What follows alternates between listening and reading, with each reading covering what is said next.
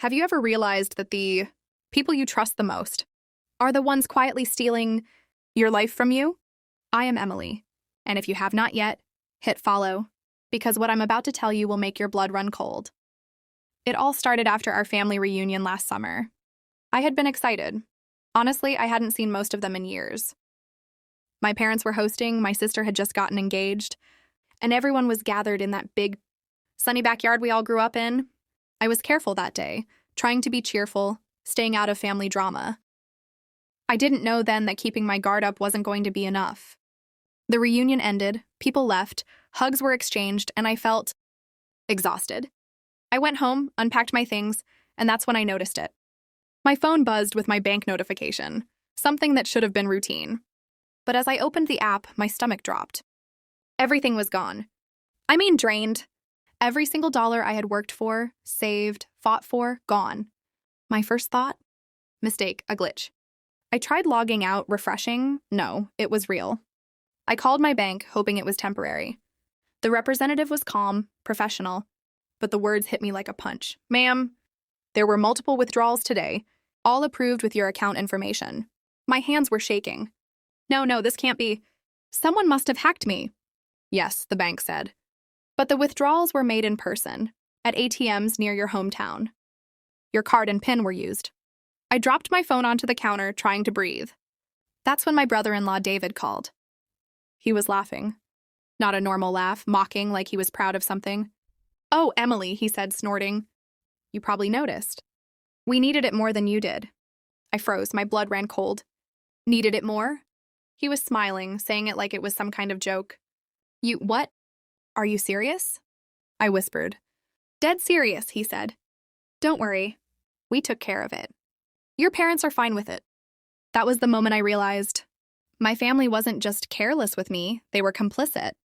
They had allowed this. They had let someone I trusted, someone I called family, empty my life savings like it was nothing.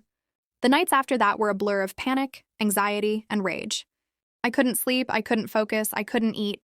Every plan I had, every dream, every little bit of security gone. My parents refused to admit wrongdoing, brushing it off as family emergency priorities, while David smirked at every phone call I tried to make. And then came the text from my sister.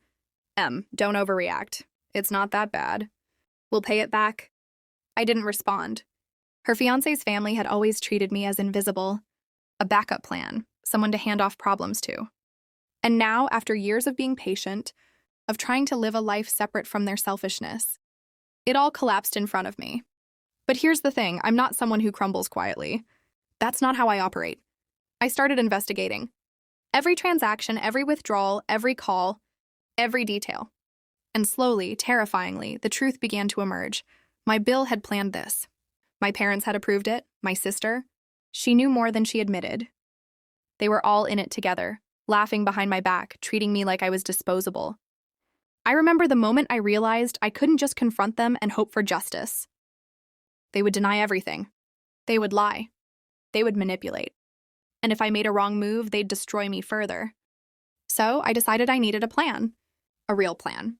For the next few weeks, I watched, I waited, I collected evidence. I quietly documented conversations, messages, transfers. I learned their routines, their weaknesses, and somewhere along the way, I felt a shift inside me. Fear was still there, but it was paired with this cold, calculating clarity. I wasn't going to be the victim anymore. I was going to be the storm. Then came the first crack in their facade. I had been emailing a potential investor for a side project, not even thinking about family at the time. When my sister called me, panicked. Emily, we need your help. We messed up with some bills. Just help us, please. I stayed silent. What do you mean, messed up? I don't want to talk about it over the phone, she said, voice trembling. Can you come over? I hesitated. That was exactly what I expected, an attempt to manipulate me. But I agreed cautiously. When I arrived, I noticed right away that David was there, smug, smiling, his arms crossed. He knew I was aware, but he didn't care. Hey, he said, leaning against the wall. Glad you could make it. Don't worry, we're all fine. I wanted to scream. You're not fine. You stole everything from me. Oh, come on, Emily. It's not like we're destitute. We just needed it more. You'll get over it, he said, chuckling. I froze. This was the moment that confirmed something I already suspected. This wasn't a mistake. It wasn't desperation. It was deliberate and it was personal. I left that house shaking, not from fear, but from determination. I realized in that moment, if I wanted to reclaim what was mine, I couldn't just ask for it.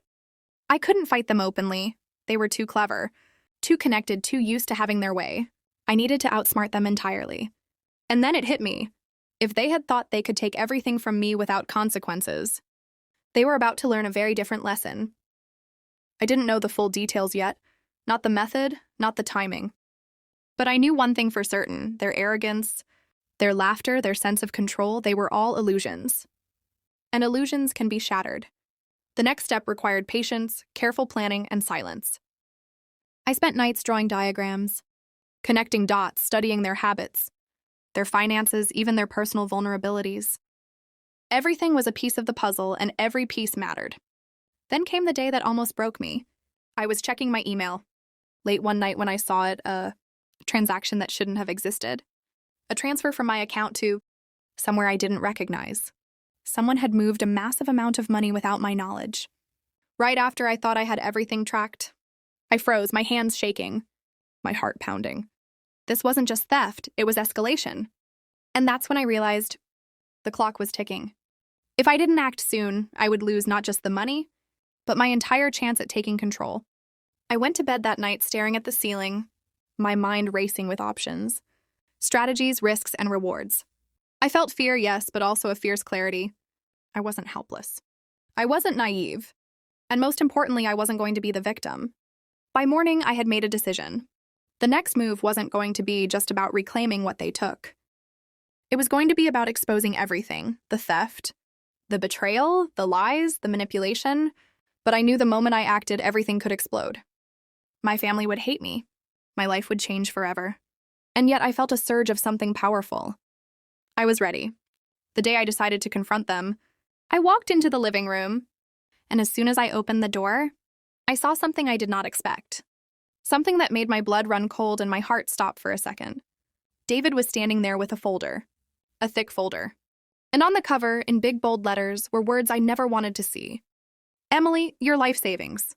I froze, realizing in that exact moment the plan I thought I had might already be compromised. And that's when he looked at me and smirked. "Did you really think we didn't plan for you to find out?" I swallowed hard. My fingers curled into fists. Every nerve in my body screamed at me, telling me this wasn't just theft. It was war. And the worst part? I had no idea just how far it had already gone. I stared at the folder in David's hands, my mind spinning faster than I could breathe. My entire life, my trust, my savings, all dangling in someone else's hands. But somewhere deep inside, I felt a strange calm. Fear was still there, but beneath it, a pulse of clarity. If they thought they could break me, they were wrong. "David, what is this?" I asked, my voice tight but steady. He smirked. "Your account statements. Every withdrawal, every transfer. We wanted to see your reaction before we decided what to do next." My stomach churned. They weren't just greedy, they were cruel, testing me. I realized then the only way to reclaim control wasn't to plead, argue, or beg. I needed to act strategically. I needed to play a game they didn't even know existed. I nodded slowly, pretending to be scared, pretending to hesitate. I see, okay. David leaned in, smug, confident. "Good. That's the Emily I remember. Nervous, careful. Just remember, anything you do, we're ready." I smiled faintly, hiding the plan already forming in my head. "I'll keep that in mind." That night, I stayed awake thinking. I went through every transaction again, mapping it out, connecting it to every person involved. And then it hit me. There was a vulnerability I hadn't noticed before, a weakness in the way David and my sister communicated with my parents, the way they assumed I was naive and too polite to act. That arrogance would be their downfall. I began quietly gathering evidence. Screenshots of conversations, bank transfers, messages, everything. I set up a secure folder on a cloud drive no one knew about. Every lie, every theft, every attempt to manipulate me, I documented it all. Then came the risky part. I had to confront them publicly without losing leverage. I invited my parents, David, and my sister over, under the guise of wanting to resolve everything quietly. They agreed, thinking I would fold, thinking I would beg for my money back. They had no idea what was coming. When they arrived, I had everything ready: the laptop, the documents, the proof of every single transaction, every lie, every hidden agenda. I sat them down, calm, collected, pretending to be nervous. "Emily, what's all this?" my mother asked, trying to sound concerned, her voice a little shaky. I took a deep breath. This mom is everything. Every withdrawal, every message, every time you and David decided I was disposable. David laughed nervously. "Emily, come on, don't make this dramatic." I held up a hand. "No, I'm done being quiet. You stole from me. You lied to me. You thought you could erase me. But here's the truth. I knew everything before I walked in today." My sister's face paled. She opened her mouth to protest, but I continued, pulling up the first document on the laptop, a clear, chronological account of every transaction, every single dollar you moved, every time you manipulated my parents. "It's all here," my father stammered. "Emily, it was supposed to be a family matter." I cut him off. "A family matter? No, it was theft. Plain and simple." The room fell silent. Every eye was on me. My heart pounded, but I kept my voice steady. "And you know what else? I've contacted the bank. Every transaction you made can be traced and reversed. And just in case, I also sent copies of this evidence to a lawyer who specializes in family fraud. So legally, your arrogance just became very expensive." David's smugness faltered. His smirk disappeared. "You wouldn't—" "Oh, I would," I said, standing up, walking slowly around the table. I thought long and hard about how to do this without destroying everything. "But you forced my hand. You made this personal. And I am nothing if not thorough." My sister tried to interrupt. "Emily, please, you don't have to—" "I do," I said sharply, "because this isn't just about money. This is about respect. You treated me like I was nothing. You humiliated me. And for what? A twisted sense of control?" I pressed a button on the laptop. The screen projected emails, bank statements, even videos of David bragging to my sister about how easy it was to manipulate me. Their faces turned pale as the evidence played out in front of them. "Do you see now?" I asked softly, almost whispering. I wasn't helpless. I wasn't naive. And I am not someone you can control. My parents tried to speak, to justify, to redirect blame, but every lie fell apart under the weight of proof. My sister's hands shook. She looked at David, desperation in her eyes. Then came the final blow. I smiled faintly. "And while you were busy stealing from me, I quietly secured a loan against the property you always said I could never own. That money? It covered everything you took. And then some." David's mouth opened. He looked like someone had punched him in the stomach. You can't." "I already did," I said. "Every dollar you stole will be returned to me with interest. And if you even think about contesting it, you'll lose more than you can imagine, because this is now on record. Every move you made, every lie you told." I sat down calmly, sipping my tea. Silence. My sister's eyes filled with tears. My parents' faces twisted in shame. David's jaw was tight, anger and fear mixing in equal measure. And in that quiet, victorious moment, I realized something terrifying and beautiful. The people who try to destroy you, who steal from you, who humiliate you, they are always weaker than they appear. It only takes clarity, patience, and a little cold calculation to outsmart them completely. Weeks later, I had reclaimed my finances, secured my independence, and set strict boundaries with my family. David had been investigated by the bank, and my sister, she finally admitted everything to my parents. They had to face the consequences of their complicity. And me? I was free. Not just financially, but emotionally. I had taken back control of my life and my dignity. And the most shocking truth? Watching them squirm, realizing they were powerless against me, it wasn't vengeance fueled by hate, it was satisfaction fueled by justice. Not justice from the law, but justice from clarity and courage.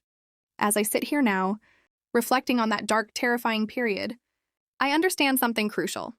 Betrayal doesn't have to destroy you. It can teach you your own strength, your own resilience. And sometimes, the best revenge is the quiet, unstoppable reclamation of your life. If you have not yet, hit follow, because the next story I share will be darker, sharper, and more unforgettable. Family betrayal doesn't end here, and the lessons I learned, they are lethal, but they also set me free.